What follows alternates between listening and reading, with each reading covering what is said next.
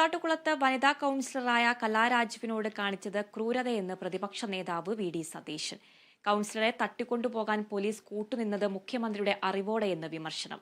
സംഭവത്തിൽ ഒരാളെ പോലും അറസ്റ്റ് ചെയ്യാത്തത് എന്തുകൊണ്ടാണെന്നും വി ഡി സതീശൻ ചോദിച്ചു.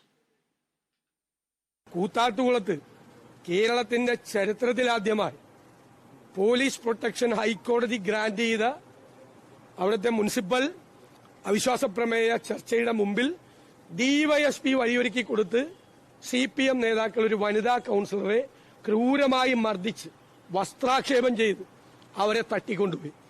ഇതുവരെ ഈ കേരളത്തിലാണെന്നത് ഒരു തെരഞ്ഞെടുക്കപ്പെട്ട ഒരു കൌൺസിലറെ, ഒരു വനിതയെ തട്ടിക്കൊണ്ടുപോയി. ഇതുവരെ ഒരാൾ അറസ്റ്റ് ചെയ്തിട്ടില്ല. എന്നിട്ട് അവരോട് അവരുടെ മൊഴി വരെ ഇതുവരെ ഒപ്പിട്ട് മേടിച്ചിട്ടില്ല. അവരുടെ മകനെ വിളിച്ച് അവരോട് പോലീസ് സ്റ്റേഷനിലേക്ക് വരാൻ പറയാണ് പോലീസ്. ഈ നാണം കെട്ട പോലീസ് കേരളത്തിൽ, ഈ മുഖ്യമന്ത്രിയുടെ ഓഫീസിൽ ഉപജാപക സംഘം നിയന്ത്രിക്കുന്ന ഈ നാണം കെട്ട പോലീസ്